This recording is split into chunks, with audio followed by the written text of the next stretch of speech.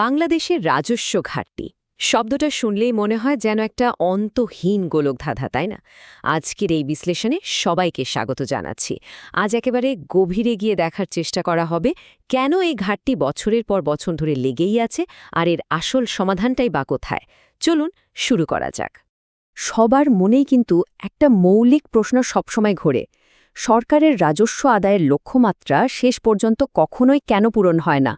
বছর শেষে দেখা যায় টার্গেট এক জায়গায় আর বাস্তব আদায় পড়ে আছে আর এক জায়গায়। এই যে আকাশপাতাল ফারাক, এটা শুধু তো একটা সংখ্যা নয়, বরং সামগ্রিক অর্থনৈতিক কাঠামোর একটা বড় চিত্র তুলে ধরে। তো আজকের এই আলোচনায় মূলত ৬টি ধাপে এগোনো হবে। মূল রাজস্ব ঘাটতির কারণ, কর ফাঁকি ও অনানুষ্ঠানিক অর্থনীতি, কাঠামোগত দুর্বলতা, ডিজিটাল রূপান্তর, ভ্যাট আধুনিকায়ন এবং সবশেষে ভবিষ্যতের অর্থনৈতিক রূপরেখা। প্রথমেই ১ নম্বর পয়েন্টে নজর দেওয়া যাক, মূল রাজস্ব ঘাটতি। ব্যাপারটা অনেকটা এরকম, কাগজে কলমে লক্ষ্যমাত্রাটা দেখতে পাহাড় সমান, দারুণ চমকপ্রদ, কিন্তু অর্জনের বাস্তবতা একেবারেই ভিন্ন। প্রকৃত অর্থনৈতিক অবস্থার সাথে না মিলিয়ে যখন এমন অবাস্তব টার্গেট সেট করা হয়, তখন তা কিন্তু পুরো সিস্টেমের ওপর একটা বিশাল মনস্তাত্ত্বিক চাপ তৈরি করে। কারণ দিন শেষে এই টার্গেটগুলো অর্জন করা কার্যত অসম্ভবই থেকে যায়। এরপর আসা যাক দ্বিতীয় ধাপে, কর ফাঁকি এবং বিশাল অনানুষ্ঠানিক অর্থনীতি।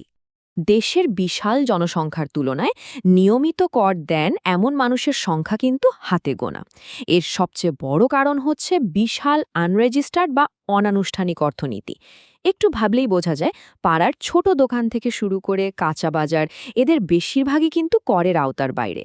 এর পাশাপাশি ভুয়া হিসাব দেখানো, আন্ডার ইনভয়েসিং আর বস্তা বস্তা নগদ টাকার হিসাব বহির্ভূত লেনদেনের মাধ্যমে যে কি বিপুল পরিমাণ কর ফাঁকি দেওয়া হচ্ছে, তা অবাক করার মতো। আর ঠিক এই কারণেই রাষ্ট্র বঞ্চিত হচ্ছে তার প্রাপ্য তহবিল থেকে। এবার ৩ নম্বর পয়েন্ট, কাঠামোগত ও প্রশাসনিক দুর্বলতা। শুধু তো ফাঁকি নয়, সিস্টেমেও তো গলদ আছে। প্রশাসনিক দুর্বলতা, দক্ষ জনবলের অভাব আর প্রযুক্তির ঘাটতি, এগুলো তো আছেই। তার ওপর উচ্চ মূল্যস্ফীতি এবং ডলার সংকটের মতো সামষ্টিক অর্থনীতির ধাক্কা পরিস্থিতিকে আরও জটিল করে তুলেছে। ডলার সংকটে ইম্পোর্ট কমে গেলে কাস্টমস শুল্ক ধপাস করে পড়ে যায়, আর এর সাথে যখন অনিয়ম, ঘুষ বা নানা রকম অনৈতিক সমঝোতা মিশে যায়, ব্যাস, সম্ভাব্য রাজস্বের একটা বড় অংশই পুরোপুরি সিস্টেমের বাইরে চলে যায়। এই পয়েন্টটা ভীষণ গুরুত্বপূর্ণ। একটু লক্ষ্য করলেই দেখা যায়, বর্তমানে ব্যাংক হিসাব, জমির মালিকানা, ব্যবসার তথ্য, এগুলোর ডেটাবেস সম্পূর্ণ আলাদা, একটার সাথে আরেকটার কোনো লিঙ্ক নেই। আর এই বিচ্ছিন্নতার সুযোগ নিয়েই অনেকে পার পেয়ে যাচ্ছেন। কারণ কোনো ব্যক্তি বা প্রতিষ্ঠানের আর্থিক ফুটপ্রিন্ট বা প্রকৃত আয় যে কত, সেটা এক জায়গায় বসে ভেরিফাই করা এখনকার সিস্টেমে প্রায় অসম্ভব একটা ব্যাপার। আচ্ছা, সমস্যা তো অনেক দেখা হলো। এবার ৪ নম্বর পয়েন্টে এসে সমাধানের কথায় আসা যাক, করজাল ও ডিজিটাল রূপান্তর। মূল সমাধানটা কিন্তু ঘুরে ফিরে ওই একটাই, যারা নিয়মিত কর দিচ্ছেন শুধু তাদের ঘাড়েই আরও চাপ না চাপিয়ে ডিজিটাল পদ্ধতিতে নতুন করদাতা খুঁজে বের করা। অনলাইন ব্যবসা থেকে শুরু করে ফ্রিল্যান্সার বা স্বাধীন পেশাজীবীদের এই করের জালে আনতে হবে। কার কেমন সম্পদ আছে তার উপর ভিত্তি করে সম্ভাব্য করদাতা শনাক্ত করতে হবে। আর এই পুরো প্রসেসটা হতে হবে একদম সহজ, যেমন মোবাইল অ্যাপ বা বাংলায় সহজ নির্দেশিকা, যাতে মানুষ জটিলতার ভয়ে পিছিয়ে না যায়। এই যে লুকানো আয়, এটা ধরার আসল ম্যাজিকটা লুকিয়ে আছে ৫টি ডেটা পয়েন্ট একত্র করার মধ্যে: ব্যাংক অ্যাকাউন্ট, জমির দলিল, বিআরটিএর গাড়ির তথ্য, পাসপোর্ট এবং ট্রেড লাইসেন্স। এই ৫টি জিনিস যখন আর্টিফিশিয়াল ইন্টেলিজেন্স বা এআই এর মাধ্যমে একটা সিঙ্গল অটোমেটেড ডিজিটাল সিস্টেমে যুক্ত হয়ে যাবে, তখন ডিজিটাল ফুটপ্রিন্ট মুছে কর ফাঁকি দেওয়া আক্ষরিক অর্থেই অসম্ভব হয়ে পড়বে। ৫ নম্বর পয়েন্ট হল ভ্যাট আধুনিকায়ন ও দুর্নীতি প্রতিরোধ। সরকারের রাজস্ব নিশ্চিত করার আর একটা বড় স্তম্ভ হল ভ্যাট সিস্টেমকে আধুনিক করা। ইলেকট্রনিক ফিস্ক্যাল ডিভাইস বা ইএফডি এবং পয়েন্ট অফ সেল বা পস মেশিনের ব্যবহার একদম বাধ্যতামূলক করতে হবে। প্রতিটি লেনদেনে ডিজিটাল ইনভয়েস ছাড়া কোনো কথা হবে না।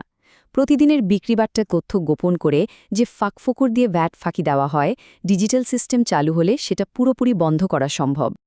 বিষয়টা খুব সহজ, যেখানেই মানুষের হস্তক্ষেপ বা ম্যানুয়াল প্রসেস থাকবে, সেখানেই অনিয়ম বা দুর্নীতির একটা বড় ঝুঁকি থেকে যাবে। এর বদলে পুরো সিস্টেমকে যদি সম্পূর্ণ অটোমেশনের আওতায় নিয়ে আসা যায়, তাহলে অনৈতিক সমঝোতার সুযোগ একেবারে জিরোতে নেমে আসবে। এই স্বয়ংক্রিয় ব্যবস্থাই পারে একদিকে শতভাগ স্বচ্ছতা নিশ্চিত করতে আর অন্যদিকে জবাবদিহিতার মাধ্যমে রাজস্ব প্রবাহকে সুরক্ষিত রাখতে। এবার আসা যাক শেষ ধাপে, ভবিষ্যতের অর্থনৈতিক রূপরেখা। শেষমেশ একটা কথা মানতেই হবে, সামগ্রিক অর্থনীতির আকার যখন বাড়ে তখন রাজস্ব কিন্তু প্রাকৃতিকভাবেই বাড়ে, জোর করে আদায় করতে হয় না। যখন দেশে ব্যাপক শিল্পায়ন হয়, রপ্তানি বাড়ে, হাজারো নতুন কর্মসংস্থান সৃষ্টি হয় আর বিনিয়োগের প্রসার ঘটে, তখন পুরো অর্থনীতির পাইটাই বড় হয়ে যায়। আর অর্থনীতি যত বড় হবে, সরকারের রাজস্বের খাতাও ততটাই সমৃদ্ধ হবে। এর জন্য স্বেচ্ছায় কর দেয়ার একটা সংস্কৃতি গড়ে তোলা খুব জরুরি। যারা ঠিকঠাক কর দিচ্ছেন তাদের সম্মাননা জানানো, ফাস্ট ট্র্যাক সেবা দেয়া আর সব রকমের পদ্ধতিগত হয়রানি বন্ধ করা, এগুলো নিশ্চিত করলে মানুষ নিজ থেকেই উৎসাহিত হবে। ভবিষ্যতের লক্ষ্যমাত্রাগুলো অবাস্তব না হয়ে বাস্তবসম্মত অর্থনৈতিক প্রবৃদ্ধির ওপর নির্ভর করে ঠিক করতে হবে।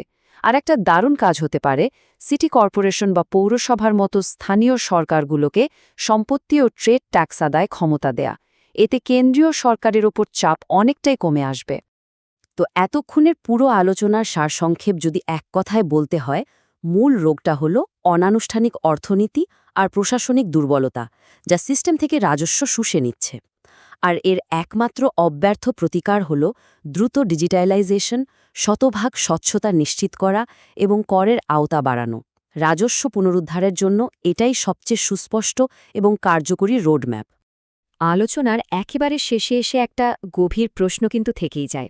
দেশ এখন কাঠামোগত সংস্কার আর ট্যাক্স জিডিপি অনুপাত বাড়ানোর দিকে জোর দিচ্ছে ঠিকই, কিন্তু আগামী দিনের অর্থনৈতিক চ্যালেঞ্জগুলো সামলাতে সম্পূর্ণ ডিজিটাল সংস্কার আর আধুনিক প্রযুক্তি লুফে নিতে আমাদের এই পুরো সিস্টেম কি আসলেই প্রস্তুত? এই প্রশ্নের উত্তরের ওপরেই কিন্তু নির্ভর করছে একটি শক্তিশালী অর্থনীতির ভবিষ্যৎ। ভাবনার খোরাক হিসেবে এই প্রশ্নটা রেখেই আজকের মতো এই বিশ্লেষণ এখানেই শেষ করা হচ্ছে।